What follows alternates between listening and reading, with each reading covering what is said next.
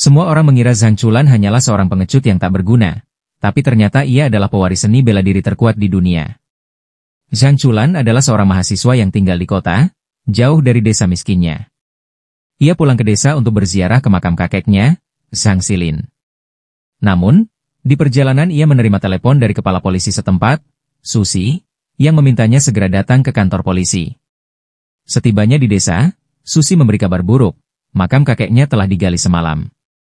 Satu-satunya saksi adalah seorang pemabuk yang tidur di pemakaman. Ia mengaku mendengar suara orang menggali, lalu semua nisan runtuh sekaligus seakan karena sihir.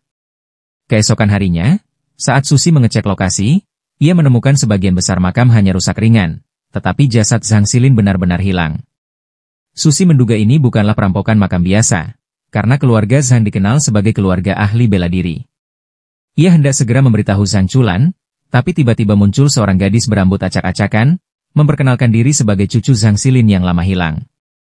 Gadis itu adalah Feng Baobao. Awalnya Susi tidak percaya, tetapi Feng Baobao membawa dokumen yang meyakinkan serta mengetahui banyak rahasia keluarga Zhang.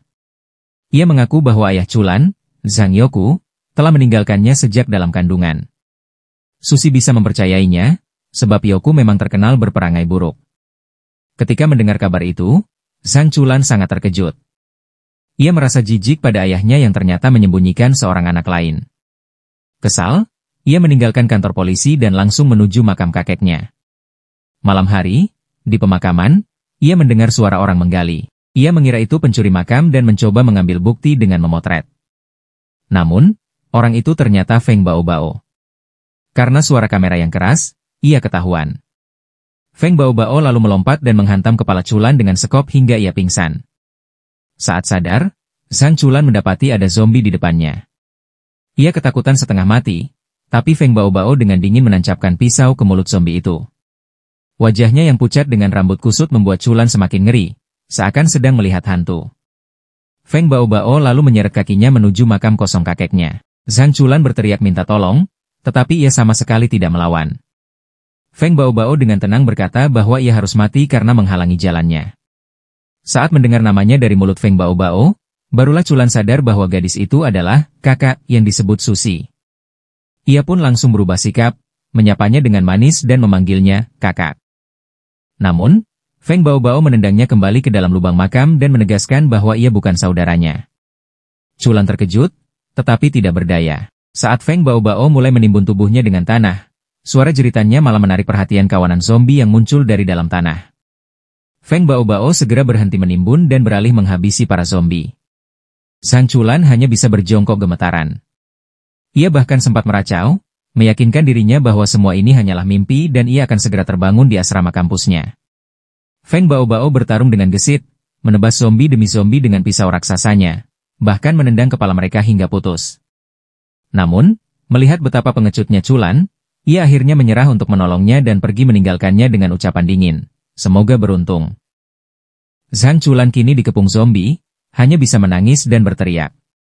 Di sisi lain, Feng Baobao bertemu dengan atasannya, Susan. Ia melaporkan bahwa mereka terlambat, jasad Zhang Xilin sudah dicuri pihak lain. Ia juga menyebut bahwa tadi ada zombie yang menyerangnya, namun Susan menganggap itu masalah kecil. Ketika Feng Baobao memberitahu bahwa cucu Zhang Xilin kini terkepung zombie, Susan panik. Ia menegurnya, apa yang akan kau lakukan kalau anak itu mati? Feng Baobao dengan tenang menjawab, dia tidak akan mati. Tak lama, sebuah ledakan dahsyat terdengar dari pemakaman. Petir memancar dari tanah, menyambar dan membakar para zombie hingga jadi abu. Susan tertegun, kini mengerti kenapa Feng Baobao yakin. Sebagai cucu Zhang Xilin, Zhang Chulan ternyata juga mewarisi kekuatan luar biasa. Susan menemukan buku harian kampus milik Chulan di lokasi dan menyuruh Feng Baobao untuk mengikuti pemuda itu ke kampusnya. Anehnya, Feng Baobao bahkan tidak tahu apa itu kampus. Keesokan harinya, meski masih terguncang, Zhang Chulan kembali kuliah. Saat ia sedang menerima telepon dari Susi yang ingin menanyakan pendapatnya tentang kasus makam, Chulan berbohong. Ia mengaku tidak tahu apa-apa tentang pencuri makam dan memohon agar Susi tidak menghubunginya lagi. Ia bahkan menghapus foto Feng Baobao dari ponselnya agar benar-benar terputus dari masalah ini. Namun tiba-tiba, Feng Baobao muncul dan duduk tepat di sebelahnya. Chulan panik bukan main, sementara Baobao hanya menyapanya dengan tenang. Ia tidak bisa fokus mendengarkan dosen karena yang duduk di sampingnya adalah pemburu zombie mematikan. Dengan gemetar ia memberanikan diri bertanya, apa yang sedang Bao Bao lakukan di sini? Gadis itu hanya berkata, fokus saja pada pelajaran. Setelah kelas, aku akan jawab pertanyaanmu. Begitu kuliah selesai, mereka bertemu di luar. Zhang Chulan menjelaskan bahwa ia sama sekali belum menceritakan soal Bao Bao pada siapapun, bahkan fotonya sudah dihapus. Ia memohon agar gadis itu tidak mengikutinya lagi. Namun Feng Bao Bao justru menatap bingung dan berkata ia tidak tahu apa yang Chulan maksud. Ia lalu mengeluarkan selembar dokumen identitas palsu, membacanya, dan mengatakan bahwa dirinya adalah mahasiswa pertukaran pelajar dari Taiwan. Chulan merasa dipermainkan. Ia berteriak tidak peduli siapa sebenarnya gadis itu, asal jangan pernah muncul di depannya lagi. Feng Bao Bao tampak kebingungan menanggapi ledakan emosinya, lalu menelpon atasannya, Susan. Sang atasan menjawab, ia boleh melakukan apapun terhadap Chulan. Mendengar itu, Bao Bao pun memutuskan, mulai sekarang Zhang Chulan akan menjadi pelayannya. Tentu saja Chulan menolak keras, tapi Bao Bao tidak peduli. Ia memintanya menunjukkan kekuatan yang ia gunakan ketika menghabisi zombie di pemakaman. Menurut Bao Bao, sejak pertama bertemu ia sudah tahu bahwa Chulan memiliki kekuatan besar. Itulah alasan ia mencoba menguburnya hidup-hidup, untuk memancing kekuatan sejatinya keluar. Chulan menyebutnya gila dan menolak. Seketika Feng Bao Bao mencabut pisaunya dan menerjang dengan niat membunuh jika ia tidak menunjukkan kekuatan aslinya. Trauma lama pun menyeruak dalam ingatan Chulan, tentang kecelakaan dan masa lalunya. Ia menendang pisau itu untuk menjauh, membuat Bao Bao sadar bahwa Chulan tidak selemah yang ia tunjukkan. Dalam ingatannya, Chulan teringat masa kecilnya. Ayahnya, Zhang Yude, kerap memukulinya dengan dalih melatih kungfu. Hanya kakeknya, Sang Silin, yang membelanya dan bahkan menghukum Yude karena terlalu kasar. Silin pernah menunjukkan teknik rahasia dengan Ki, sebuah serangan tak kasat mata yang menjatuhkan Yude seketika. Sang kakek berjanji akan mengajarkan teknik itu pada Chulan ketika ia sudah menguasai dasar kungfu. Tapi Chulan kecil menolak, karena ia benci kungfu dan dilarang memperlihatkannya di depan orang lain. Silin lalu menjelaskan bahwa keluarga Zhang adalah keturunan seniman bela diri superhuman yang ditakuti karena berbeda. Karena itu, Chulan harus menyamar sebagai orang normal, dan hanya menggunakan kekuatannya saat nyawanya benar-benar terancam. Jika suatu saat kau bertemu orang sepertimu, jangan ragu keluarkan kekuatanmu, pesan kakeknya. Kembali ke masa kini, Sang Chulan sadar inilah momen yang dimaksud kakeknya. Sikapnya berubah, auranya meningkat. Melihat itu, Feng Bao Bao berhenti maju sembarangan. Chulan berdiri dan berkata, karena gadis ini jelas bukan orang normal, ia tidak perlu menahan diri. Ia melepaskan kinya, menyelimuti seluruh tubuhnya dengan energi, lalu melantunkan mantra. Bao Bao menyerang cepat, tapi Chulan dengan mudah menghindar dalam keadaan penuh kekuatan. Pisau yang dilempar Bao Bao berhasil ia tangkis. Gerakan Chulan begitu cepat hingga menghilang dari pandangan, membuat Bao Bao terpaksa mencari celah lain. Ia menendang dan mencoba menusuk, tapi Ki Chulan cukup padat untuk jadi perisai. Pertarungan berlangsung sengit. Chulan bahkan sempat memegang kerah baju Bao Bao dan melemparkannya. Namun gadis itu segera bangkit, memasang kuda-kuda, dan melanjutkan serangan tanpa henti. Pada akhirnya, meski Chulan berusaha keras, Feng Bao Bao berhasil merobek perisai kinya, bahkan merobek pakaiannya hingga ia hampir telanjang bulat. Chulan terperangah. Feng Bao Bao hanya berkata dingin, bersyukurlah aku tidak melukai tubuhmu. Mulai sekarang kau adalah pelayanku. Chulan menolak mentah-mentah, tapi gadis itu mendadak menatap ke bawah dan mengejek. Hanya dengan sekali pandang ia tahu bahwa Chulan masih perjaka. Wajah Chulan memerah panik ketika Bao Bao mengancam akan menyebarkan rahasia memalukannya ke seluruh kampus. Terpojok, ia pun menyerah dan mengakui dirinya sebagai pelayan. Bao Bao puas, lalu memberinya sebuah ponsel Nokia 3310. Katanya, ponsel tak bisa hancur ini akan dipakai untuk misi. Jika ia membutuhkan Chulan, ia akan menelepon. Setelah itu Bao Bao pergi, meninggalkan Chulan sendirian dalam keadaan hanya mengenakan pakaian compang-camping. Saat ia berusaha bersembunyi, sepasang mahasiswa datang ke taman kampus untuk berciuman. Melihat mereka mesra, Chulan hanya bisa iri dan semakin nelangsa. Dia bersumpah bahwa suatu hari nanti dia juga akan mendapatkan seorang pacar yang mau menemaninya di malam hari. Saat semua orang sudah pulang dari kampus, Sang Chulan akhirnya bisa menggunakan kunci pusakanya lagi, lalu ia bergegas pulang. Kebetulan pasangan mesum yang tadi juga sedang pulang dan mengambil foto bulan yang indah. Namun tanpa sadar, Mereka juga menangkap sosok Chulan yang sedang terbang telanjang bulat tepat di depan bulan. Keesokan harinya, Chulan merasa bosan di kelas. Feng Baobao lalu berkata bahwa ia punya sesuatu yang menarik, kemudian menunjukkan foto Chulan terbang di depan bulan. Chulan kaget saat Baobao memberitahunya ada rumor bahwa pasangan yang berhasil memotret lelaki telanjang di malam bulan purnama akan selalu bersama selamanya. Malam itu, Chulan berbaring sendirian di asrama. Teman sekamarnya pergi minum-minum tanpa mengajaknya, karena menganggap dia pecundang. Chulan mengeluh betapa sulit hidupnya, hingga tiba-tiba mendapat DM di Instagram dari seorang gadis cantik bernama Ken. Mereka mulai chatting, dan Chulan tahu bahwa Ken adalah juniornya di kampus yang ingin bertemu dengannya besok malam. Chulan teringat kata-kata kakeknya, Zhang Xilin, yang pernah berkata bahwa keberuntungan itu naik turun seperti gelombang lautan.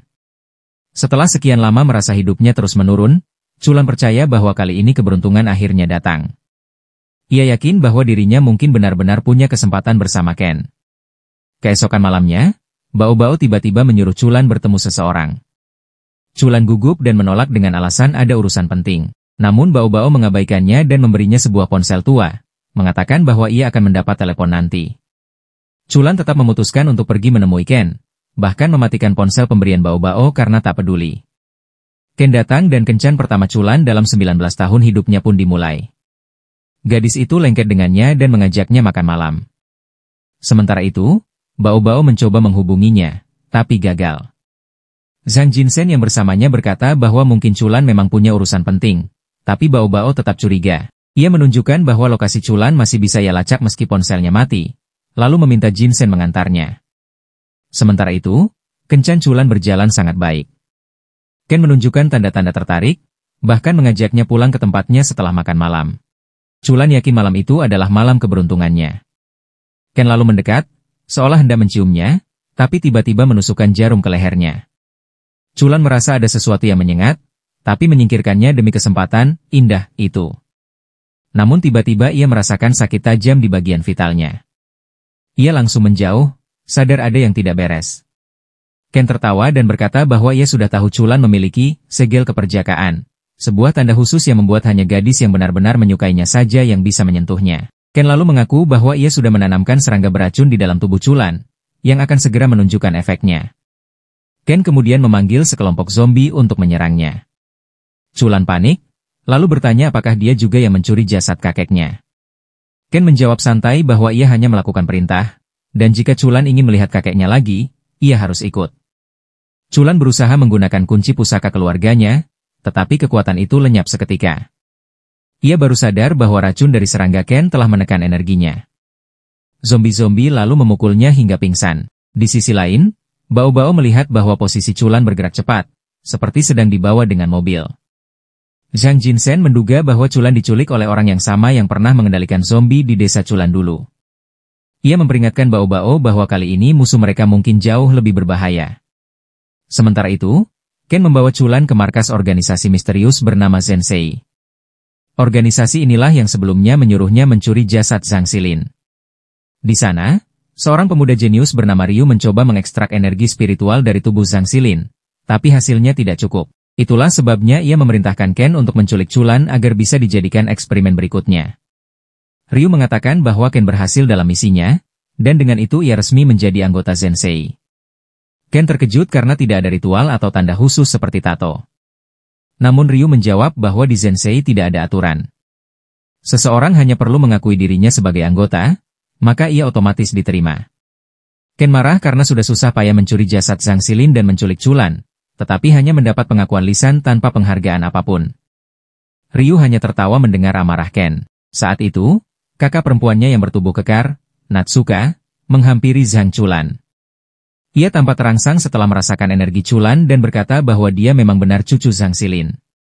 Natsuka mulai menyentuh tubuhnya, membuat Chulan bersiap merasakan sakit di bagian vitalnya, tetapi anehnya tidak terjadi apa-apa. Chulan jadi bingung apakah Natsuka benar-benar menyukainya. Namun, Ryu segera menyuruhnya berhenti. Ia berkata biarkan dirinya melakukan eksperimen penting pada Chulan terlebih dahulu. Setelah itu Natsuka bisa bersenang-senang sesukanya. Ryu menegaskan bahwa yang ia cari adalah warisan kakek Chulan. Chulan menyangkal mengetahui apapun. Tapi Ryu menyuruhnya diam sebelum menunjukkan kekuatan khususnya yang bisa berinteraksi langsung dengan jiwa seseorang. Ryu menggunakan kekuatan itu pada Chulan, membuatnya berteriak kesakitan saat ingatannya diekstrak. Ryu terlihat menikmati siksaan itu, tapi tiba-tiba sebuah benda melesat cepat ke arahnya. Natsuka segera menyelamatkannya, dan sebuah batu sebesar bola menghantam mobil van di belakang mereka dengan keras. Feng Baobao dan Zhang Jinsen muncul di lokasi. Chulan langsung memohon pertolongan gurunya. Jinsen mengenali Ryu dan Natsuka, dan ia tahu pertempuran ini akan sulit. Namun Baobao berkata tidak perlu khawatir, karena ia sendiri yang akan mengalahkan semuanya. Natsuka menyapa Jinsen dengan genit, mengatakan bahwa ia sudah lama memikirkannya dan ingin menghabiskan malam dengannya. Sementara Ryu lebih khawatir apakah Baobao dan Jinsen membawa bala bantuan. Baobao langsung mengeluarkan pisaunya, dan Ken pun maju untuk menghadapi pertarungan yang sebelumnya gagal ia selesaikan di kuburan. Ia memanggil segerombolan zombie yang muncul dari tanah. Jinsen mencoba bernegosiasi dengan Natsuka. Ia memintanya menyerahkan Chulan dengan damai, maka ia akan membiarkan kelompoknya pergi tanpa terluka. Namun Natsuka menolak. Jinsen akhirnya menggunakan kekuatan telekinesisnya untuk mengangkat batu besar dari tanah dan melemparkannya ke arahnya. Seekor zombie maju untuk menahan batu itu, tapi terdorong mundur. Natsuka kemudian menghancurkan kepala zombie tersebut dan meremukkan batu itu hanya dengan sekali pukulan. Baobao segera menyerang Natsuka, namun ia malah menendang tubuh zombie yang baru saja ia hancurkan ke arah Baobao. Dengan cepat Baobao menebas zombie itu dan melanjutkan serangan kombinasi pisau ke arah Natsuka. Natsuka menghindar dengan gesit, bahkan ketika pisau Baobao melesat naik hingga menyentuh bajunya, ia tetap tak terluka. Saat Natsuka sedikit kehilangan keseimbangan, Ken mengirim zombie untuk mengepung Baobao, tetapi semua berhasil ditebas habis olehnya. Baobao hendak melanjutkan serangan ke Natsuka, namun Jinsen menariknya kembali, memperingatkan agar ia tidak meremehkan salah satu dari 4 penyihir terkuat Sensei, yaitu sang pengikis tulang, Natsuka. Baobao meminta dilepas, tapi Jinsen yakin ia akan gegabah. Kesempatan itu dimanfaatkan Natsuka dengan menginjak bagian vital Chulan, mengatakan pada Baobao bahwa jika ia tidak datang, maka ia akan mengambil Chulan untuk dirinya sendiri. Tepat saat itu, Jinsen memanggil seseorang bernama Saru. Sepasang tangan muncul dari bawah tanah dan menarik Chulan masuk. Natsuka sadar bahwa semua ini hanya trik untuk mengulur waktu agar Chulan bisa diselamatkan. Ia menghantam tanah, memaksa Chulan dan Saru keluar lagi. Ia segera menyerang mereka, tetapi pukulannya meleset, malah membuat keduanya terpental ke arah kaki Jinsen. Chulan merasa percaya diri, tapi seketika ciut saat melihat pisau Baobao di depannya. Ia buru-buru meminta maaf karena mengabaikan panggilan gurunya dan bersumpah akan mematuhi semua perintahnya mulai sekarang. Namun Baobao tidak menggubris, ia menekankan wajah Chulan ke tanah dan menusukkan pisaunya ke tubuhnya. Chulan menjerit, tapi ternyata Baobao hanya mengeluarkan cacing beracun dari tubuhnya. Ia membebaskannya dari ikatan. Chulan kembali mengeluh dengan nasibnya. Sementara itu, Jinsen menyuruh Baobao menjaga Chulan, sedangkan ia akan menghadapi anggota Sensei.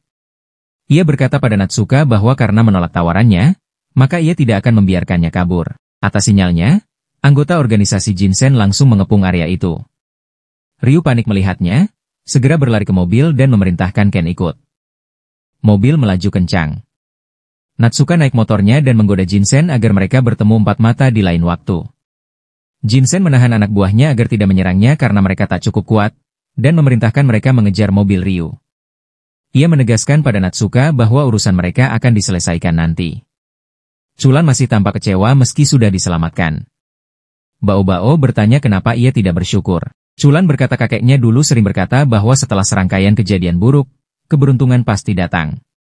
Tapi nyatanya semua itu bohong, karena tidak ada satupun gadis yang benar-benar jatuh cinta padanya. Baobao menyuruhnya berhenti mengeluh. Ia yakin bukan keberuntungan penyebab kejatuhannya, melainkan karena Chulan sendiri yang idiot. Mendengar itu, Chulan langsung terpaku. Namun Baobao tidak berhenti menghina, mengatakan bahwa gadis manapun yang mendekati pecundang seperti dia pasti punya motif tersembunyi. Sementara itu, bawahan Jinsen mengejar Ryu dan Ken yang kebingungan siapa mereka sebenarnya. Ryu mengejek Ken karena tidak tahu tentang organisasi itu. Namun sebelum ia menjelaskan, seorang pria melompat ke depan mobilnya. Ryu berusaha menghindar, tapi pria itu tetap menempel dan mencoba menghentikan mobil. Ryu segera menggunakan kekuatannya untuk menyedot jiwa pria itu, memaksanya melepaskan diri. Pria yang kala itu memperingatkan rekannya agar tidak mendekat, sebelum akhirnya Ryu melepaskan peluru spiritual ke arah mereka. Salah satu peluru mengenai ban mobil hingga hampir membuatnya terbalik. Ken terlempar dari kursi, tapi berhasil berpegangan pada Fan dengan susah payah. Ia memohon pada Ryu untuk menolongnya karena mereka sama-sama anggota Zensei. Namun, Ryu hanya menyeringai dan berkata bahwa Ken sama sekali tidak memahami apa-apa tentang Zensei. Ia lalu membelokkan Fan itu tajam, meninggalkan Ken yang hancur karena dikhianati. Para agen kemudian melapor bahwa mereka hanya berhasil menangkap gadis necromancer, yaitu Ken. Silin menjawab bahwa itu sudah cukup untuk saat ini. Ia lalu memerintahkan Bao Bao untuk membawa Chulan, yang pingsan karena sempat menghina tempat tinggalnya. Keesokan harinya, Chulan masih tidur sambil menggerutu tentang hidupnya. Tiba-tiba seseorang mengetuk pintu. Saat ia tak menjawab, pintu itu langsung terbelah dua dan Bao Bao masuk. Chulan panik, tapi Bao Bao menyuruhnya bersiap dan mengikutinya. Ia menuntun Chulan melewati jalanan kumuh, mengatakan bahwa Silin ingin bertemu dengannya. Chulan mengeluh bahwa ia tidak mengerti apa yang terjadi dengan hidupnya belakangan ini, dan Bao Bao menjawab bahwa semua pertanyaan bisa ia ajukan langsung pada Silin. Bao Bao kemudian membawanya ke sebuah kantor jasa ekspedisi. Ia mengaku bekerja di sana. Chulan terkejut karena tempat itu terlihat biasa saja, lalu bertanya apakah ada markas rahasia para pahlawan di basement. Silin muncul dan menjawab bahwa mereka tidak punya markas semacam itu. Ia memperkenalkan diri pada Chulan, lalu menjelaskan bahwa semua orang di tempat ini memiliki kekuatan khusus. Untuk membuktikannya, ia menunjuk seorang pria yang dengan mudah mengangkat peti besar sendirian. Silin menjelaskan bahwa kakek Chulan, ayahnya, bahkan dirinya sendiri adalah orang-orang dengan kekuatan khusus. Ia lalu melepaskan aura ki-nya dan membuat beberapa benda melayang. Menurutnya, orang berbakat mampu mengendalikan ki untuk melakukan hal-hal yang tak bisa dilakukan manusia biasa. Sebagian besar orang memang dilahirkan dengan kemampuan itu, tapi ada juga yang mendapatkannya lewat latihan keras. Ia menilai Chulan termasuk kategori kedua, karena memperoleh ki dari latihan dengan kakeknya. Silin menekankan bahwa orang yang berjuang lewat kerja keras seringkali menjadi pejuang yang lebih hebat dibanding mereka yang hanya mewarisi bakat.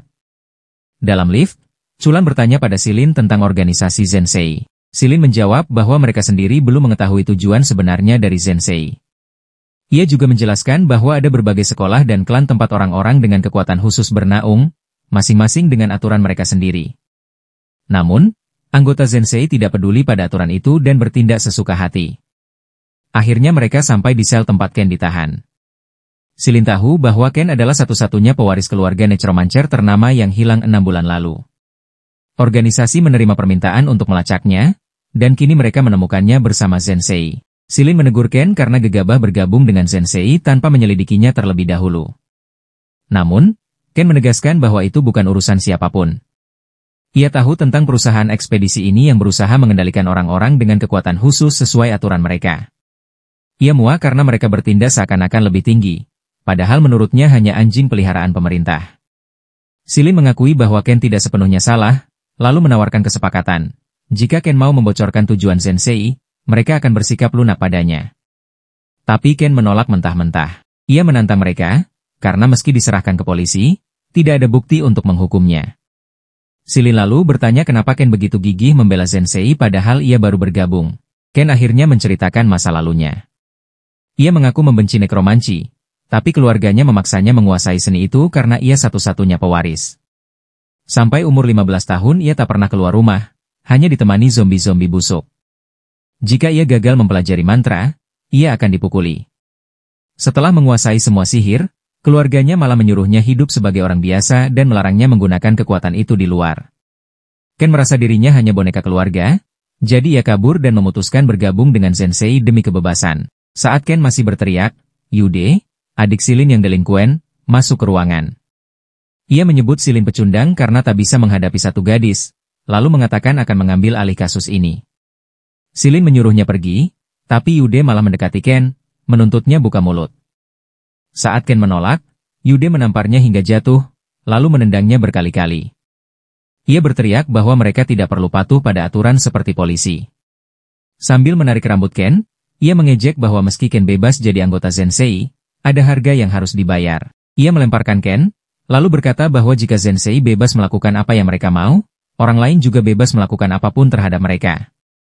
Meski Ken menjerit menyuruhnya menjauh, Yude justru tertawa kejam, berkata akan melakukan apa saja sesukanya. Tiba-tiba ia merasakan tangan Chulan di bahunya. Chulan berkata bahwa jika Yude ingin menyakiti Ken, maka ia harus berurusan dengannya lebih dulu. Namun alih-alih bertarung, Chulan meminta Silin untuk memberi keringanan pada Ken. Menurutnya, Ken hanya mencuri tubuh kakeknya sehingga tidak mengganggu orang lain. Silin pun setuju, tapi dengan syarat, Ken harus keluar dari Zensei dan berjanji tidak ikut campur lagi dengan kegiatan mereka. Yude menolak dan berselisih dengan Silin maupun Chulan. Ia menegaskan bahwa dirinya akan melakukan apapun agar Ken mau bicara. Namun melihat Chulan begitu bersikeras melindunginya, Ken akhirnya memutuskan untuk berbicara. Ia mengaku bahwa dirinya mencari warisan keluarga Chulan.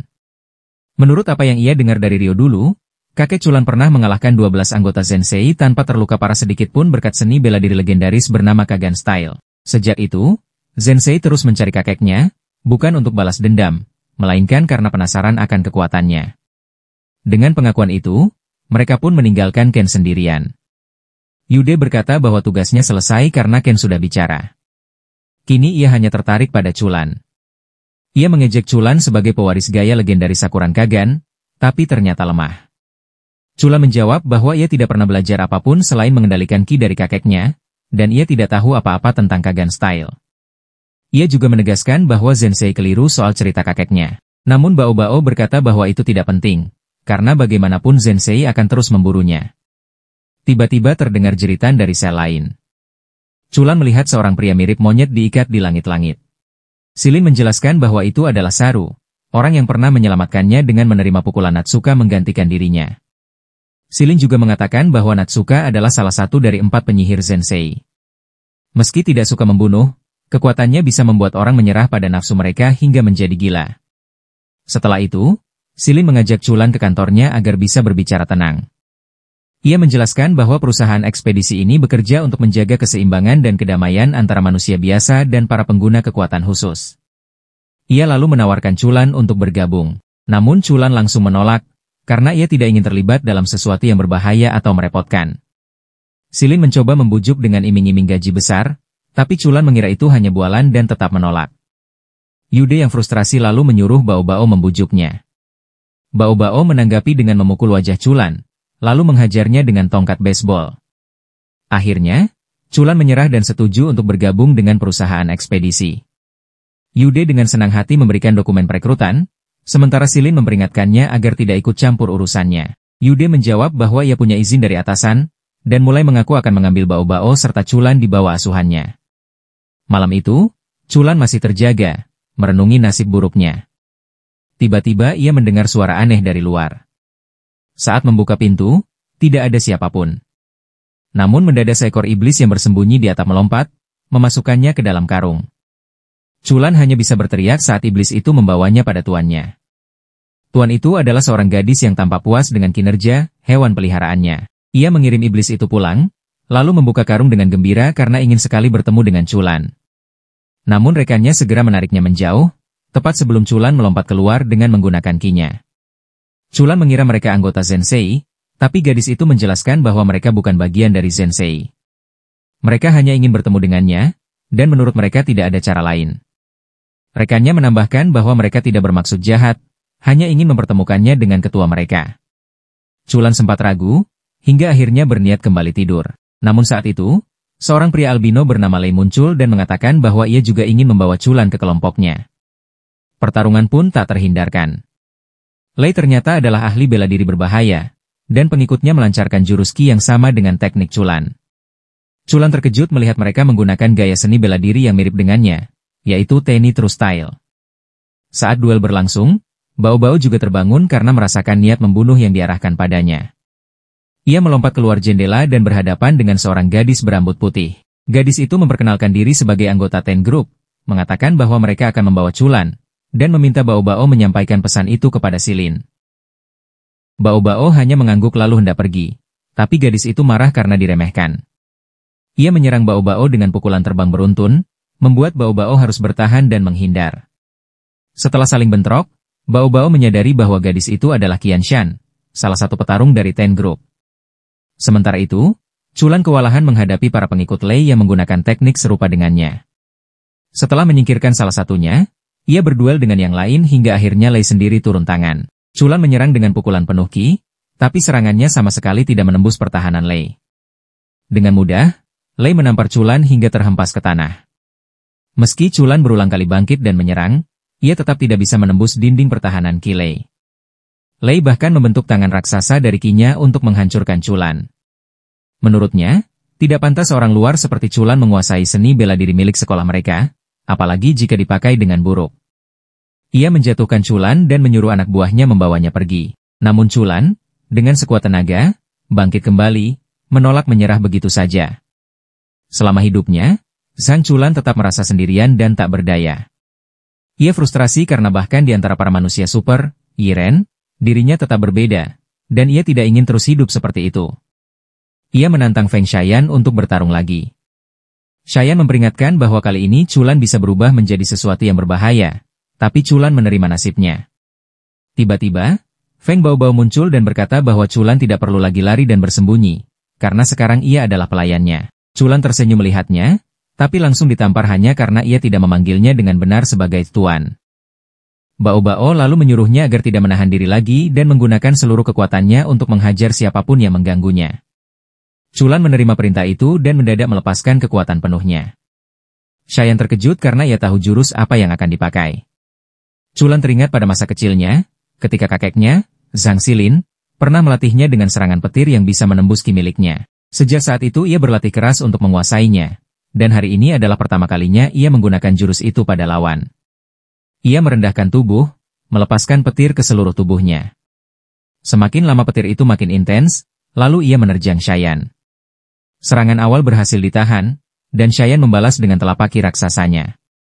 Namun, Chulan dengan cepat menghindar, melesat ke belakangnya, dan menghantam dengan tinju berlapis petir yang menimbulkan ledakan besar. Xian mulai mendapat kendali pertempuran. Ia memanfaatkan tangan kiri raksasa untuk menjepit Chulan, tapi Chulan menggunakan seluruh tenaganya untuk melepaskan diri dan bahkan mendorong Xian mundur. Ia kembali melompat, menghantam dengan pukulan berlapis petir. Xian sadar bahwa ia bisa kalah, karena jurus yang dipakai Chulan adalah Rho, teknik tertinggi dari aliran Tenifu yang hanya diwariskan kepada penerus resmi kepala aliran. Dalam kondisi terdesak, Chulan mengeluarkan versi lanjutan dari Rho, menembakkan banyak kilatan petir ke arah Xian. Namun, Xian ternyata juga menguasai teknik itu. Ia menggunakan Qi hitam untuk mengeluarkan petir hitam yang menandakan bahwa ia mempelajarinya langsung dari kepala aliran Tenifu sebagai calon penerus. Serangan Chulan pun mulai kalah dan hampir terhantam petir hitam. Tepat sebelum serangan itu mengenainya, Feng Baobao datang dan menetralkan petir hitam hanya dengan sekali ayunan pisaunya. Ia menegaskan bahwa Zhang Chulan adalah pelayannya, dan jika Xian ingin melukainya, maka ia harus mengalahkannya lebih dulu. Xian terkejut karena Baobao mampu meniadakan petir hitam dengan mudah. Ia pun memilih mundur.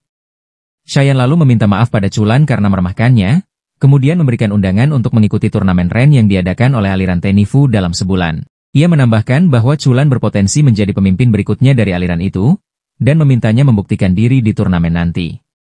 Keesokan harinya, Feng Baobao membawa Chulan ke sebuah villa terpencil di pegunungan sesuai instruksi Susan. Baobao menjelaskan bahwa selama sebulan ke depan mereka akan tinggal di sana untuk berlatih dalam isolasi.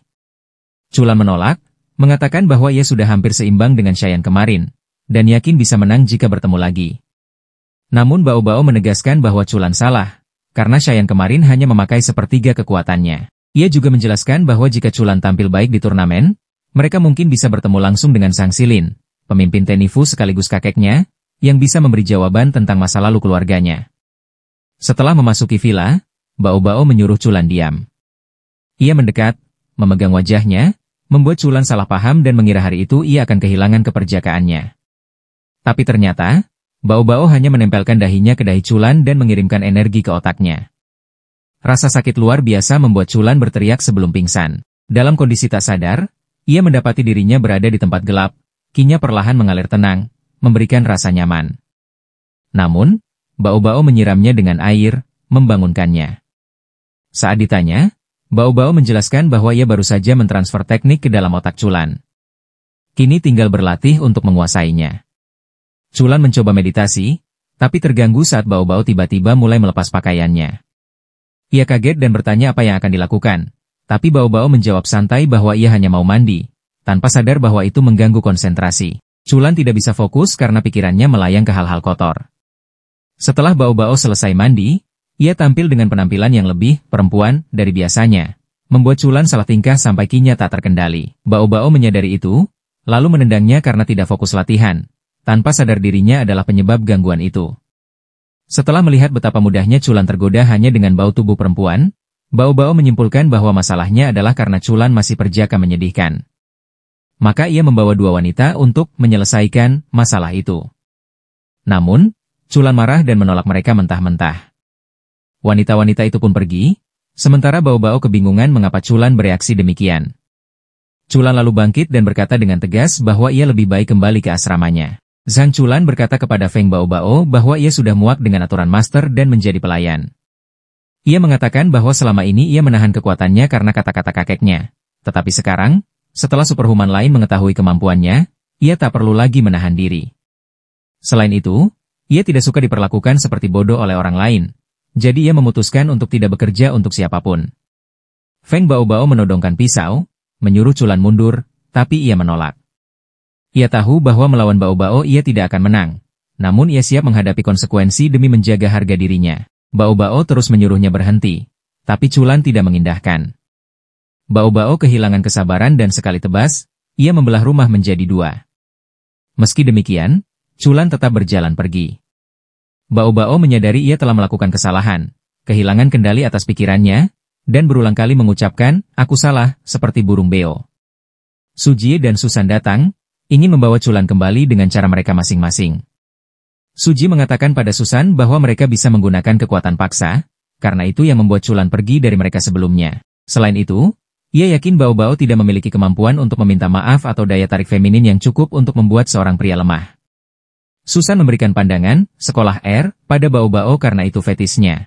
Sementara Su Jie menjadikannya versi, wanita kantor, sesuai preferensinya. Tiba-tiba Ken masuk karena kini ia bekerja paruh waktu di Express Delivery.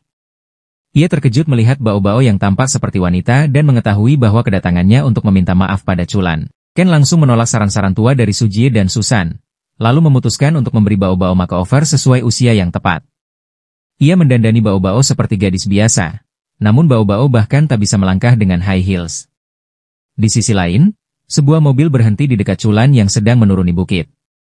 Ia mengenali seseorang dari Ten Group. Di dalam mobil, wanita itu memintanya untuk mengunjungi ayahnya sekali dan berjanji akan memperlakukannya lebih baik daripada di Express Delivery. Chulan memutuskan untuk mengabulkan permintaan itu dan masuk ke mobil. Ia segera menyadari bahwa Ten Group sangat kaya, dan ayahnya yang membangunnya dari nol. Feng Senior menyambut Chulan dan mengenalkannya pada John Lee, seorang superhuman ahli bela diri. Sebelum membahas bisnis, Feng Senior ingin Chulan bergabung dengan Ten Group, bahkan meminta Chulan untuk berkencan dengan putrinya. Chulan terkejut dengan permintaan itu. Feng Senior lalu meminta semua orang meninggalkan ruangan karena ia ingin bicara pribadi dengan Chulan. Ia menegaskan bahwa ia tidak menawarkan putrinya hanya karena kekuatan Chulan, tapi karena mereka memang memiliki ikatan. Ia menceritakan bahwa di awal abad ke-20, kakek mereka adalah teman. Dunia superhuman saat itu kacau, terutama di akhir Perang Dunia Kedua, ketika berbagai faksi superhuman berperang. Tujuan perang adalah untuk mendapatkan kekuatan 8 superhuman spesial. Salah satunya adalah gaya cagan milik kakek Chulan. Feng Senior menggunakan kemampuan khusus yang diwarisi dari kakeknya dan memanggil arwah dengan salah satu dari 8 kekuatan spesial bernama Channeling Technique Wei. Ia ingin menggabungkan 2 dari 8 kekuatan spesial untuk menemukan rahasia di balik superhuman. Chulan terlalu terkejut dengan apa yang baru saja dilihat dan didengar. Feng Senior menyuruhnya beristirahat malam ini. Keesokan paginya, Chulan melanjutkan latihan teknik Feng Bao Bao. Tetapi itu membuatnya teringat padanya dan suasananya menjadi buruk. Tiba-tiba, Putri Feng, S, masuk ke kamarnya dengan seorang tukang pijat untuk membantu relaksasi. Chulan merasa berada di surga, karena tukang pijat itu juga seorang superhuman yang menyesuaikan jalur kinya sehingga membuatnya sangat nyaman. Namun, S merasa jijik saat melihat Chulan berperilaku seperti orang cabul malam sebelumnya. Ia menghadap ayahnya, mengatakan bahwa ia tidak ingin berkencan dengan Chulan, tapi ayahnya bersikeras demi keluarga. Ia meyakinkan S bahwa Chulan memiliki kekuatan luar biasa dan akhirnya S akan menyukainya. S mencoba menyampaikan preferensinya, tetapi ayahnya, seorang manipulator ulung, mengingatkan bahwa di antara anak-anaknya, S adalah satu-satunya yang belum bisa menggunakan channeling teknik Wei keluarga. Meski begitu, ia tidak pernah memperlakukannya berbeda. Ia berkata bahwa setidaknya S harus melakukan hal ini demi keluarga, meski tidak menyukai Chulan. Es kemudian menyingkirkan tukang pijat dan bertanya pada Chulan apakah ia akan menerima tawaran ayahnya. Chulan menganggap itu tawaran bagus untuk bergabung dengan Ten Group, tapi ia belum bisa memutuskan. Ia mulai berbicara tentang Feng Baobao dan merasa bersalah karena meninggalkannya dengan kasar. Es menanyakan apakah ia lebih rela dihina oleh gadis gila itu daripada diperlakukan seperti raja di sini. Chulan berkata itu dua hal berbeda. Ia tahu bahwa Baobao tidak menyadari bahwa ia mempermalukannya karena keterbatasan mentalnya, sehingga ia tidak bisa mengetahui perasaan Baobao. Namun ia yakin bahwa Baobao tidak serakah tentang kekuatannya dan mungkin sedikit peduli padanya. Ia merasa suara Baobao berbeda saat ia hendak meninggalkannya dan bertanya-tanya apakah Baobao sebenarnya merasa kesepian. Es menyuruh Chulan mengabaikan gadis gila itu karena ia akan berkencan dengannya setelah bergabung dengan Ten Group. Chulan menjawab bahwa ada aturan teknis yang tidak mengizinkan ia berkencan sembarangan, dan Es mengatakan bahwa ia sudah tahu tentang segel keperjakaannya. Chulan berkata jika hanya wanita yang benar-benar mencintainya yang boleh menyentuhnya, maka wanita lain harus menyerah. Namun, Es melepas mantelnya sebagai tanda bahwa ia bukan wanita pengecut. Ia mendekati Chulan yang terkejut, dan bahkan saat menyentuhnya, Chulan tidak merasakan sakit. Ia bertanya apakah ia benar-benar mencintainya, dan Es menjawab bahwa ia melakukan ini demi keluarganya, jadi ia akan menerima Chulan sepenuh hati. Chulan sangat bersemangat karena gadis cantik itu memberinya izin gratis. Zhang Chulan ingin bersenang-senang secara liar dengan Feng Shi segera, tapi itu membuat Shi jijik, dan ia meninju Chulan hingga menembus dinding karena dianggap cabul. Ia berteriak bahwa ia tidak bisa berkencan dengan pria lemah seperti Chulan. Tiba-tiba resepsionis datang untuk memberitahunya bahwa Feng Baobao telah masuk gedung untuk mencari Chulan. Saat Shi sibuk, Chulan mencoba menyelinap pergi, tapi Shi menghentikannya. Ketika Chulan mencoba membuat alasan, sebuah pukulan menghantam wajahnya, dan ia bertanya-tanya apakah Shi bisa meninju dari jarak sejauh itu. Chulan mencoba menenangkannya, tapi Shi menimpali dengan uppercut, menyuruhnya berbicara lewat tinju jika ia memang seorang ahli bela diri. Shi kemudian melancarkan serangan bertubi-tubi menggunakan kekuatannya, dan Chulan menggunakan ki-nya untuk bertahan. Shi berkata padanya untuk melawan balik karena ia adalah wanita kuat dan independen yang ingin bertarung dengan adil, bahkan melawan pria. Chulan memutuskan memberi Shi yang ia inginkan dan menyerang maju. Shi dengan mudah menghindari semua pukulan lemah Chulan dan berkata bahwa semua orang tampak meremehkannya. Chulan pun mulai serius, menggunakan seluruh kekuatannya untuk mempercepat serangan, dan berhasil memukul Shi. Namun tiba-tiba, Shi lenyap dari tempatnya dan muncul di belakangnya, lalu menghantamnya ke tanah. Saat Chulan bangkit, Shi menjelaskan bahwa kekuatannya adalah teleportasi. Pertarungan pun berlanjut, dan Shi terus mendorong Chulan mundur dengan serangan tanpa henti. Ki Chulan akhirnya melemah dan Shi meninju tubuhnya, menyuruhnya menyerah dan bergabung dengan Ten Group sekarang.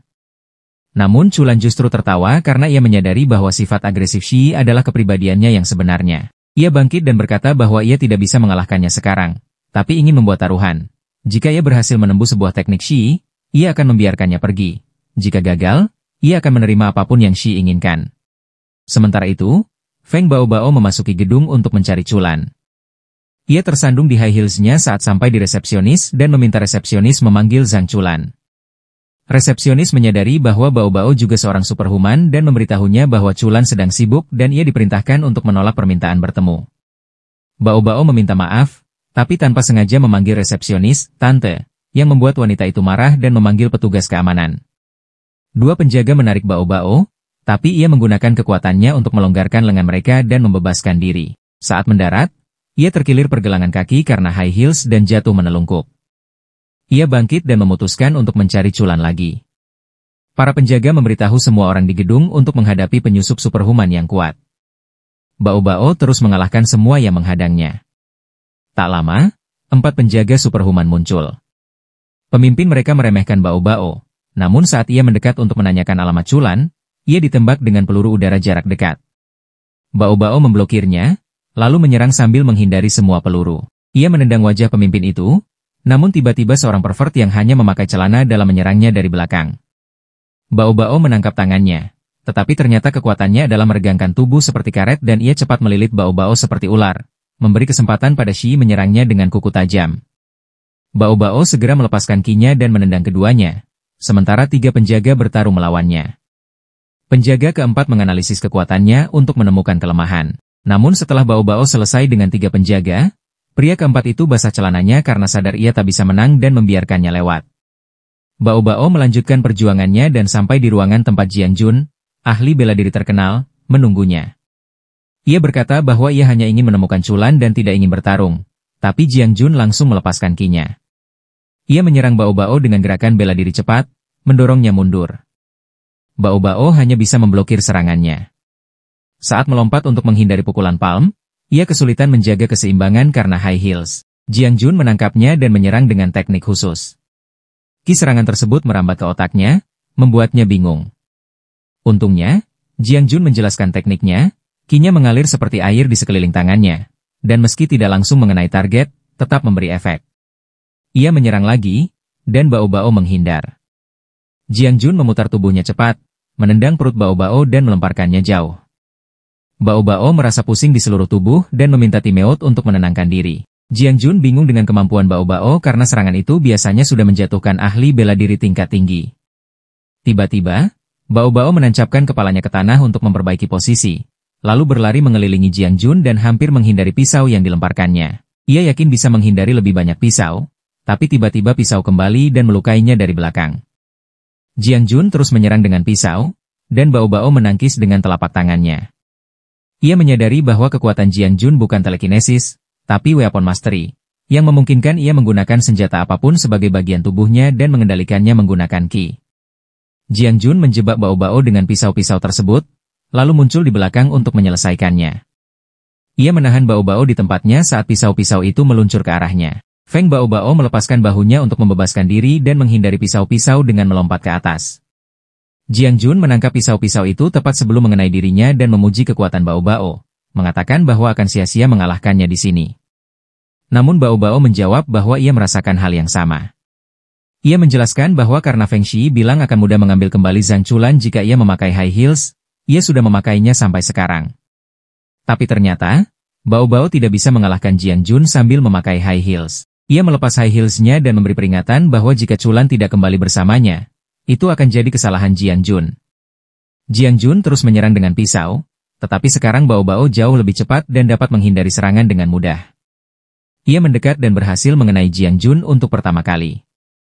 Saat itu, Feng Shi datang untuk melihat pertarungan. Jiang Jun sadar jika ia kalah, kontrak jutaan dolar dengan Shi mungkin akan hilang. Ia menyerang Bao Bao lagi, tapi Bao Bao memanjat pisau-pisau Jiang Jun sambil menghindari serangan. Jiang Jun heran bagaimana Bao Bao bisa berbeda begitu cepat setelah melepas high heels, dan Bao Bao mengeluh bahwa yang menciptakan high heels pasti musuh umat manusia karena tidak ada yang bisa bertarung mengenakannya.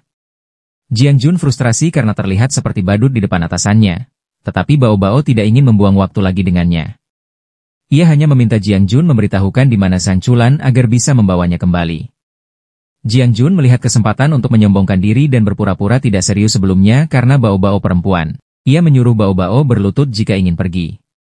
Bao Bao, yang keras kepala, malah meletakkan tangannya di kepala Jiang Jun dan membuatnya berlutut. Ia lalu berjalan pergi. Jiang Jun frustrasi dan menyerangnya, tapi Bao Bao menghindari dan melompat, lalu menusuk tengkoraknya dengan high heels. Ia kemudian menatap Shi dan menanyakan di mana Zhang Chulan. Di sisi lain, Feng Shi menerima tantangan Zhang Chulan dan langsung meninju wajahnya. Ia mengklaim menang, tapi Chulan berkata itu adalah pelanggaran awal dan mereka akan bertarung dengan benar. Shi meninju lagi, tapi Chulan mudah memprediksi arah pukulannya dan menahannya. Shi terkejut, mencoba menyerang lagi, tapi semua pukulannya ditahan oleh energi listrik yang mengelilingi tubuh Chulan. Ia frustrasi, lalu menerima kekalahannya. Chulan mengambil kembali bajunya untuk pergi dengan damai, tapi Shi menghentikannya, meminta ia menjelaskan teknik menarik yang baru saja digunakan. Chulan berkata teknik itu dinamai Little White Bug dan dikembangkan sendiri setelah mempelajari Rho. Shi terkesan dan berjanji akan mengalahkan teknik itu lain kali. Chulan hanya tertawa, membuat Shi bingung. Ia berkata bahwa Chulan tampak lega setelah kalah taruhan, seolah-olah ia sama sekali tidak ingin berkencan dengannya. Chulan mengakui ia juga tidak tertarik pada Shi meski penampilannya menarik karena ia ingin seseorang yang peduli padanya, bukan pada kekuatannya. Namun Chulan tetap ingin bertukar ID Snapchat dengan Shi untuk berjaga-jaga jika ia ingin bertemu nanti. Shi kesal dan langsung mendorong Chulan hingga menembus lantai, sehingga ia jatuh tepat di depan Feng Bao Bao. Shi terkejut melihatnya, dan Bao Bao mengatakan bahwa ia datang untuk membawa Chulan kembali ke rumah. Chulan menjawab bahwa ia tidak akan kembali begitu saja. Namun ketika Bao Bao membungkuk dan meminta maaf, Chulan mulai mempertimbangkan, tapi tetap tidak akan kembali mudah-mudahan. Karena Bao Bao tanpa sungguh-sungguh ingin membawanya kembali, Chulan memutuskan mengikuti kata-katanya. Hal pertama yang Chulan katakan adalah agar Bao Bao tetap di tempatnya seperti patung saat ia berbicara dengan Jiang Jun. Chulan meminta maaf kepada Jiang Jun karena Bao Bao terluka, dan Bao Bao juga meminta maaf karena tidak menghentikan bawahannya. Yan mengatakan tidak masalah karena Bao Bao datang dengan risiko sendiri. Ia bahkan menyuruh putranya menghentikan proses penyembuhan Bao Bao. Karena mulai sekarang, Express Delivery akan bertanggung jawab penuh atas Feng Bao Bao. Zhang Chulan marah pada mereka karena cedera Bao Bao terlalu parah, tetapi ayahnya menyuruhnya untuk menyerah. Silin menggendong Bao Bao, dan Yan menegur Chulan agar berhenti melamun dan ikut mereka. Mereka kembali ke rumah dengan Fan, dan Chulan menyesali dirinya sendiri karena membiarkan Feng Bao Bao terluka begitu parah. Yude menyuruhnya berhenti bersikap lemah, dan Zhang Chulan menarik kerah Yude sambil bertanya mengapa ia tidak khawatir pada temannya. Silin menyuruh mereka diam dan tidak mengganggu istirahat Bao Bao. Ia meminta Chulan untuk memperhatikan napas Bao Bao dan ternyata ia bernapas seperti orang sehat, dan pendarahannya sudah berhenti. Chulan semakin bingung dan meminta Silin serta Yude menjelaskan semuanya. Ia ingin tahu siapa Feng Bao Bao, mengapa ia begitu kuat, dan mengapa ia begitu terobsesi padanya. Silin menjawab bahwa mereka tidak bisa memberitahu terlalu banyak saat ini, tetapi mereka sangat ingin Zhang Chulan menjadi anggota Express Delivery. Mereka mengetahui hubungannya dengan sekolah Tenhu dan siap mendukungnya dengan segala yang diperlukan agar ia menjadi pemimpin Tenhu berikutnya. Zhang Chulan tidak puas dengan jawaban itu dan bertanya bagaimana mereka bisa menggunakan Bao Bao sebagai alat untuk mengawasinya, serta bagaimana mereka bisa membuat Bao Bao patuh. Silin menjawab bahwa Bao Bao tidak memiliki ingatan tentang masa lalunya, dan sebagai imbalan atas pekerjaannya untuk mereka, mereka menyelidiki masa lalunya. Beberapa hari berlalu di villa di perbukitan. Zhang Chulan duduk di samping Feng Bao Bao yang sedang pulih dari cederanya. Tak lama kemudian, Silin dan Yude datang dengan membawa bahan makanan dan memberitahu mereka untuk pergi ke kampus karena mereka akan menjaga Bao Bao. Mereka percaya Bao Bao akan segera bangun dan membutuhkan banyak energi, jadi mereka akan memasak untuknya. Karena mereka tidak membawa makanan untuk Chulan, ia pergi ke kampus dengan enggan. Kedua pria itu kemudian bertanya-tanya berapa lama mereka bisa menyembunyikan rahasia Bao Bao dari Chulan. Meskipun ia bodoh, dia pasti akan menyadarinya lebih cepat atau lambat. Namun mereka masih berencana menyembunyikannya selama mungkin. Tiba-tiba, Bao Bao bangun dan bersikap seolah tidak terjadi apa-apa. Silin bertanya mengapa ia tidak menghindari serangan, dan Bao Bao menjawab bahwa Zhang Chulan memintanya untuk tetap seperti patung jika ingin dia kembali. Ia takut jika bergerak, Chulan tidak akan kembali. Yude tidak senang mendengar jawaban itu dan bertanya mengapa ia begitu terobsesi dengan orang yang dianggapnya pecundang. Tiba-tiba, Silin mendapat telepon dan terkejut mendengar berita itu. Sementara itu, Zhang Chulan sedang tenggelam dalam pikirannya saat berjalan kembali ke kampus dan masuk ke hutan lebat. Ru dari Zensi mengintainya, dan Chulan mengejarnya, tetapi malah tersesat. Tiba-tiba, Ru muncul di belakang Chulan, membuatnya kaget. Ru menjelaskan bahwa ia bukan untuk menculik atau menyakiti Chulan, dan bahkan berusaha menunjukkan bahwa tidak ada anggota timnya di sekitar. Chulan bertanya apa maksud kedatangannya, dan Ru menjelaskan bahwa ia datang untuk meminta maaf. Ru menjelaskan bahwa ia lahir dengan kemampuan mengendalikan jiwa dan ki orang lain. Alasan ia mencuri tubuh Zhang Chulan adalah untuk mencoba mengekstrak sisa-sisa ki miliknya, dan juga menemukan petunjuk tentang gaya cagar legendaris. Chulan bertanya apa hubungannya dengan Ru. Dan Ru menjawab bahwa sekarang mereka telah menyelesaikan tujuan dengan mengekstrak memori Chulan. Ia ingin menunjukkan memori itu kepada cucunya. Ia mengeluarkan cahaya emas kecil dan mengatakan ini adalah memori terakhir Chulan tepat sebelum ia kehilangan nyawanya.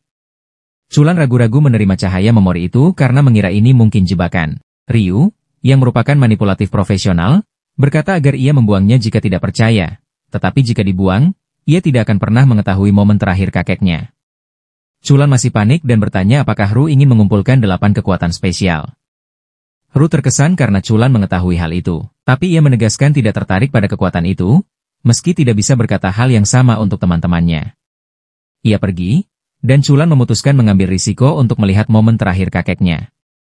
Chulan melihat bahwa hal terakhir yang dilihat kakeknya 12 tahun lalu adalah Feng Bao Bao, yang tampak sama persis seperti sekarang.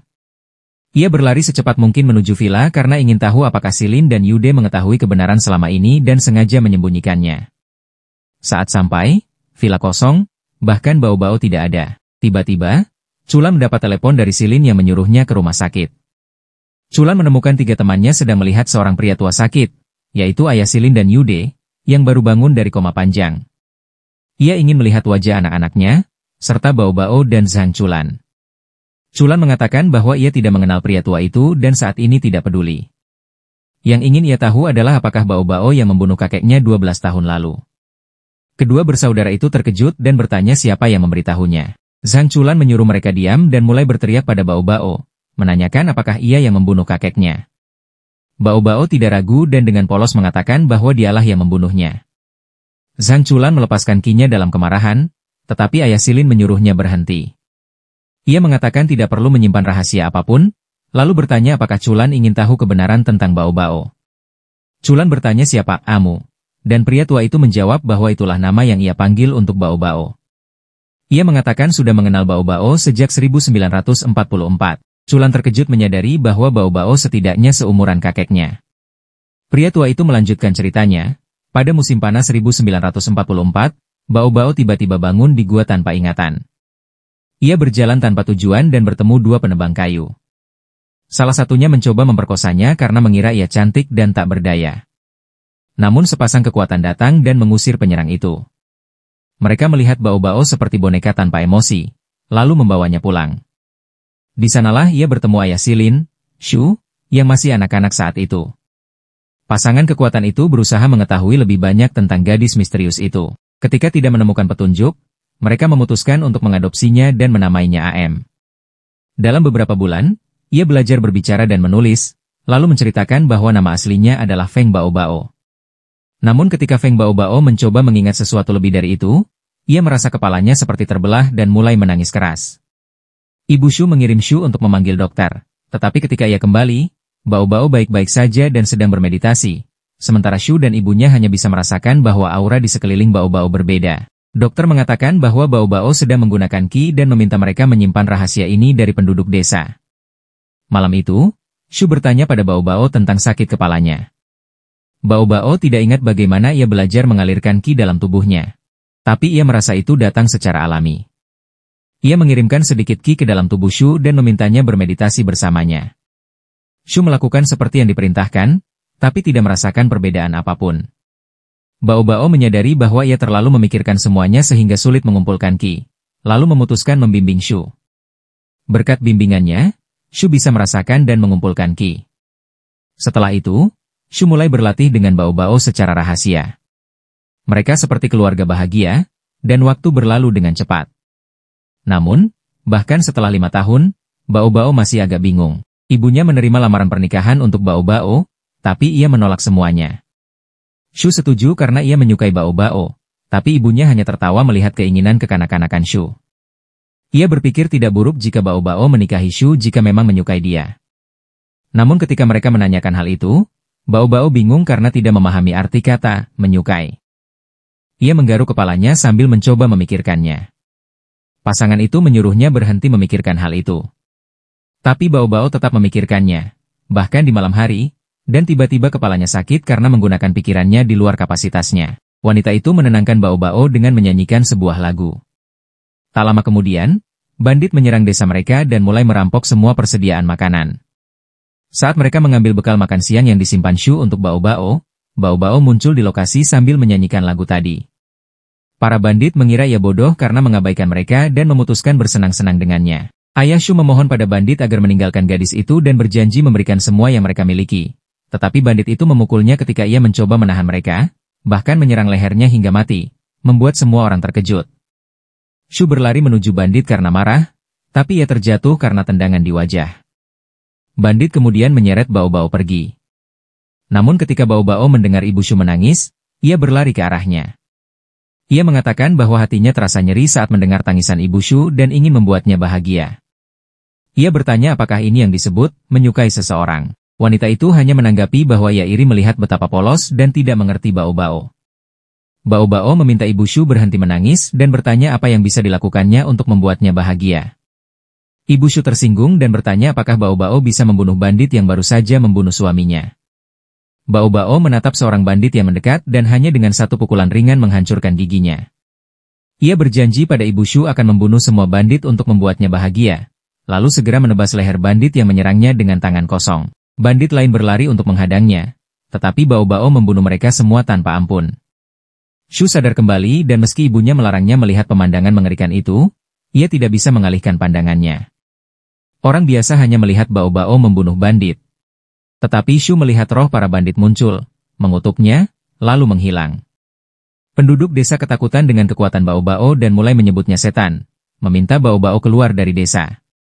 Ia diam-diam menuruti permintaan mereka. Shu dan ibunya mengejarnya dan mengatakan bahwa ia tidak perlu pergi. Ibu Shu merasa bersalah atas apa yang terjadi karena Bao-Bao membunuh bandit atas perintahnya, lalu memeluknya dan berjanji akan mencari keluarganya sebelum membawa Bao-Bao ke pegunungan untuk bersembunyi. Ibu Shu meminta Bao-Bao menunggu mereka dengan sabar dan berjanji tidak akan membunuh siapapun lagi. Ketika Bao-Bao mengingat bahwa ia baru saja membunuh atas perintah Ibu Shu, ia terdiam dan hanya mengatakan akan menunggu mereka. Namun ia segera mengepak barangnya dan meninggalkan desa meski Shu menentang. Ia mengatakan bahwa Bao-Bao bukan manusia. Meski peduli padanya, ia juga takut padanya. Shu dan ibunya meninggalkan desa untuk selamanya, sementara Bao-Bao tetap menunggu mereka di tengah hujan. Ia bertahan hidup dengan memakan buah liar dan melawan panda liar yang menantangnya. Namun ketika melihat anak panda, ia teringat bahwa ia harus mencari keluarganya. Ia terus mengembara seperti orang gila sampai takdir mempertemukannya kembali dengan teman lamanya. Tahun 1993, Shu yang berusia 50 tahun mendapat tawaran menjadi manajer di layanan express delivery yang baru dibentuk. Ia mendapat beberapa kasus dari pewawancara, salah satunya menunjukkan Bao-Bao ditangkap polisi. Shu terkejut dan segera menanyakan lebih banyak tentang gadis di foto itu. Ia belajar bahwa polisi menahan Bao-Bao karena ia gelandangan dan pencuri. Ia tidak bisa mengatakan apapun selain namanya, sehingga polisi menaruhnya di sel. Namun keesokan harinya, ia berhasil melarikan diri tanpa kesulitan. Mendengar ini, Shu langsung setuju untuk bergabung dengan Express Delivery dengan syarat ia mendapatkan akses penuh pada semua informasi tentang Superhuman. Sementara itu, Bao-Bao mencuri dari kios untuk memberi makan anak-anak gelandangan, memakan semua makanan sendiri. Suatu hari, ia bertemu gangster yang menculiknya dan menjualnya ke daerah lampu merah. Salah satu pelanggan ternyata agen penyamaran dari mafia yang mengenal Shu. Saat melihat Bao-Bao, ia mengenalinya sebagai gadis yang ia cari, lalu membawanya ke markas mafia. Bao-Bao sangat terharu saat bertemu Shu lagi, dan saat dipeluk oleh Shu, ia mengenali Shu dari aromanya. Begitu merasa aman, ia pingsan. Shu melihat bahwa tubuhnya terluka parah dan tangannya terikat di belakang. Ia sangat marah hingga membuat permintaan khusus pada bos mafia dan mengubur hidup-hidup orang-orang yang menyakiti Bao-Bao. Setelah itu, Bao-Bao sendiri menjadi anggota Express Delivery, dan sejak hari itu Shu menggunakan seluruh sumber dayanya untuk mencari keluarga Bao-Bao. Sekarang seluruh cerita terungkap, Yude terkejut karena ayahnya tidak pernah memberitahu anak-anaknya tentang hal itu. Shu hanya berkata bahwa ia tidak bisa mempercayakan kebenaran tentang Bao-Bao kepada mereka. Sarin bertanya kapan cerita ini berkaitan dengan kakeknya, dan Shu mengatakan agar ia tidak memecah alurnya. Shu menjelaskan bahwa dari penelitiannya, ia mengetahui bahwa Shu terlibat dalam perang besar antar Superhuman pada tahun 1944. Suatu hari, 12 tahun yang lalu, ia menemukan informasi lain yang terkait, sehingga ia membawa Bao-Bao ke dalam hutan di mana para pemimpin dari berbagai klan Superhuman terkemuka sedang berkumpul. Bao-Bao berharap seseorang di sana mengetahui tentang dirinya, namun mereka segera menemukan jasad salah satu pemimpin. Tak jauh dari sana, terdapat lebih banyak jasad pemimpin klan Superhuman bergengsi. Bao-Bao mengikuti jejak itu dan menemukan seorang master tua bertarung dengan Sarin. Organ tubuh master tua itu meledak dari dalam dan ia mati, mengutuk Sarin karena menjadi satu-satunya pemilik Chagan Style. Ia menanyakan apakah Sarin sengaja membuka lokasi dirinya agar semua pemimpin seni bela diri datang untuk membunuhnya. Lalu ia bisa menyingkirkan mereka sekaligus. Sarin mengiyakan, mengatakan bahwa mereka semua adalah sisa-sisa perang mengerikan antar Superhuman, dan semua rahasia mengerikan mereka harus segera lenyap. Namun Sarin sendiri juga berada di ambang kematian setelah bertarung dengan lebih dari selusin master. Ia merasakan kehadiran Bao-Bao dan memanggilnya. Begitu melihat wajah Bao-Bao, ia langsung mengenalinya dari perang dahulu. Sarin terkejut karena akhirnya menemukan seseorang yang mengenalnya, dan segera meminta Bao-Bao untuk menceritakan semua yang ia tahu. Ia meminta maaf karena tidak bisa memberi jawaban yang diinginkan Bao-Bao. Namun ia mengatakan bahwa jika Bao-Bao ingin mengetahui masa lalunya, ia harus melindungi cucunya, Sarin, atas namanya. Ia memintanya menjaga Sarin dari konflik antar Superhuman sedemikian rupa sehingga Sarin tidak menyadarinya. Hanya jika berada dalam bahaya besar, Bao-Bao boleh memberitahu kebenaran. Sarin mengatakan bahwa jika Bao Bao tetap berada di dekat Sarin, ia pasti akan menemukan jawaban yang ia cari. Shu bertanya kepada Sarin mengapa mereka harus percaya pada kata-katanya, dan Sarin menjawab bahwa ia adalah penyebab perang besar antar superhuman. Ia kemudian menjelaskan bahwa hilangnya ingatan Bao Bao terkait dengan perang itu, dan jika Bao Bao melindungi Sarin, ia akan bisa memulihkan ingatannya. Shu bertanya mengapa ia sendiri tidak melindungi cucunya, dan Sarin menunjukkan tanda racun yang baru saja diterimanya. Ia tahu hidupnya tidak lama lagi, dan meminta Bao Bao untuk menyelesaikannya sebelum racun mengambil nyawanya. Bao Bao menerima permintaan itu demi kesempatan untuk mendapatkan kembali ingatannya. Sarin berterima kasih, mengatakan bahwa tidak ada yang lebih membahagiakan baginya selain mati di tangan Bao Bao. Ia kemudian mendekatkan Bao Bao dan mentransfer sebuah teknik kepadanya, mengatakan bahwa ketika Sarin memasuki dunia superhuman, jika ia terlalu lemah, Bao Bao harus memberikannya teknik itu. Bao Bao menjerit kesakitan begitu transfer selesai. Sebelum sempat bertanya teknik apa yang diberikan, racun menyebar ke seluruh tubuh Sarin. Ia memohon agar Bao Bao segera mengakhiri penderitaannya, dan Bao Bao mematuhi. Ia mengangkat pria tua itu dan menusuk hatinya, meski Sarin terus memintanya untuk menjaga cucunya. Setelah itu, Bao Bao menjaga Sarin dari jarak aman dan tidak ikut campur sampai anggota Zensei terlibat. Sarin sulit mempercayai bahwa semua ini diatur oleh kakeknya. Namun Shu memastikan bahwa itu memang kenyataan. Ia meminta Sarin mempercayai Bao Bao, seperti Bao Bao pernah mempercayai kakeknya. Jika Sarin sulit melakukannya, Shu hanya ingin Sarin tetap bersama Bao Bao. Shu kemudian menceritakan sesuatu tentang kakeknya. Pada 1944, salah satu anggota klan Tenhu menghilang tanpa jejak, dan klan itu menghapus semua catatan tentangnya. Yang diketahui hanya bahwa pria itu rekan kerja kepala klan Tenhu saat ini. Namanya masih misteri. Namun Shu percaya bahwa pria itu menggunakan nama samaran Sakur. Ia menyarankan Sarin mengikuti turnamen dan bertemu pemimpin klan Tenhu jika ingin tahu lebih banyak tentang kakeknya. Tiba-tiba Shu mengalami kesulitan bernapas, dan anak-anaknya segera mendekat. Ia mengatakan bahwa waktunya telah tiba. Ia meminta maaf pada Bao Bao karena tidak bisa menemukan keluarganya hingga akhir, lalu mulai menggigil dan matanya terpejam. Bao Bao menempatkan tangannya di dahi Shu dengan lembut dan mulai menyanyikan lagu yang ia pelajari dari ibu Shu. Shu mengenang masa-masa yang dihabiskannya bersama Bao Bao dan keluarganya, lalu meninggal dengan tenang. Beberapa hari kemudian, semua orang mengunjungi makam Shu. Saat Sarin menyalakan dupa, ia berkata bahwa selama ini ia pikir ia bertahan sendiri, padahal selalu dilindungi oleh kakeknya, Bao Bao, dan Shu. Kini ia ingin membalas budi mereka, mengetahui masa lalu, dan mengembalikan ingatan Bao Bao. Karena itu, ia setuju untuk berpartisipasi dalam turnamen Raon dan meminta Bao Bao melatihnya kembali.